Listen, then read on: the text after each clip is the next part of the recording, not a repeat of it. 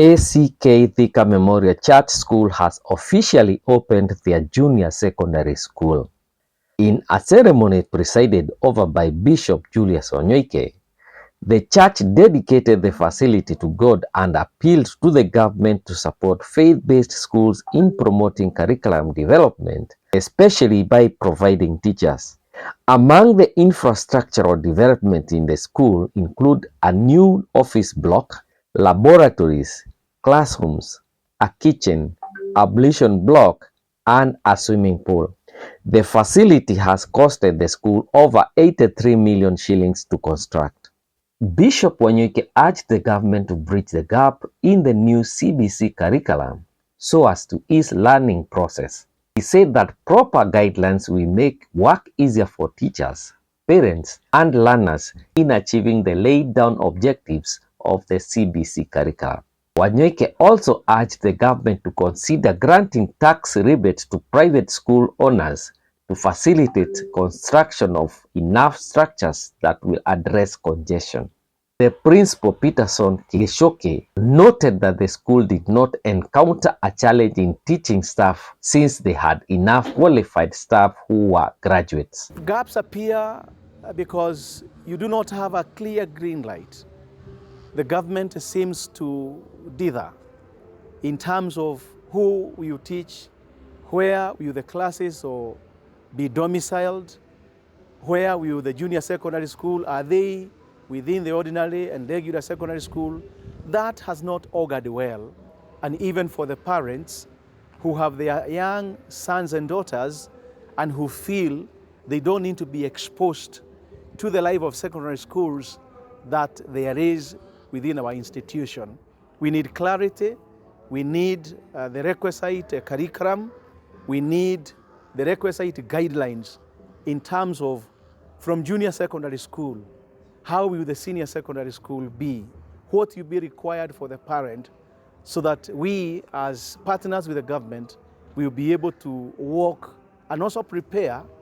And how I wish the government was gracious enough that institutions like ourselves who have to go to the bank, there could be taxes which are actually given back to us so that we are able to continue doing what the government is requiring of us.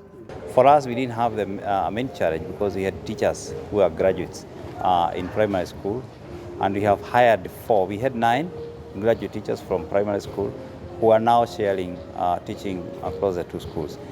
We have been able to hire 4 new teachers from the university, and we have also hired a deputy principal for the school.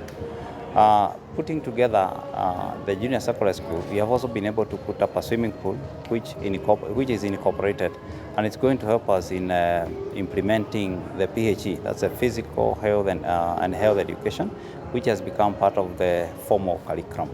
And in that project, we expect that our learners are going to be trained, and in that case, we have also hired trainers. We have 3 trainers.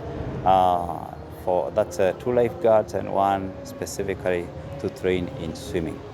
Bishop Gideon Githeka proposed that school heads should organize a retreat to discuss ways to inculcate spiritual values in children to save them from immorality such as gayism and lesbianism. Bishop Wanyoike and Gichoke disagreed with the Supreme Court ruling that allowed the registration of LGBTQ, saying that it was unbiblical and against God's teaching. Important schools, big schools like Alliance, Mang, the Murugaos, Loreto, and all others were started by the church. And they have produced highly responsible young people and women. Some of them who graduated earlier are now our leaders in the nation.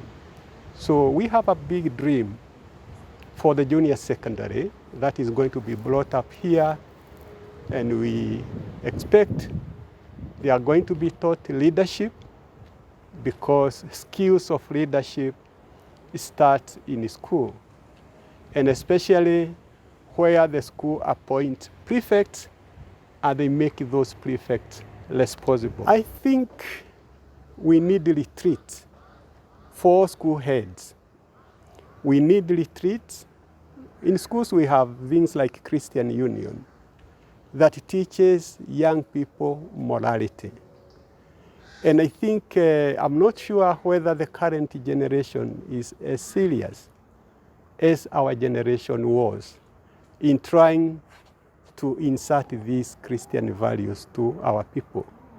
And I think it's a high time we all protest against what the judiciary said so that it can revert their decision. From the book of Genesis, what God created is good. We are born as sexes, male or female. And therefore, God's intention for the purpose and the role of our sexuality must not be revised to how we seek to understand ourselves or seek to be known. Because it is not how much I feel, but how much God desires of me in my life as His own creation. Our school thrives on values. We have our core values, and every week, every week, the school learns a value. Every week, there's a value that is our theme on every week. Like now, when we talk of like this week now, which is coming to an end, we had a specific value of dignity, because we believe that children should grow with dignity and apply. And if you look at dignity in relation to LGBTQ, you'll see that it's out of dignity that people learn to respect themselves. They learn to appreciate who they are, and also transmit the same to the community and to the society.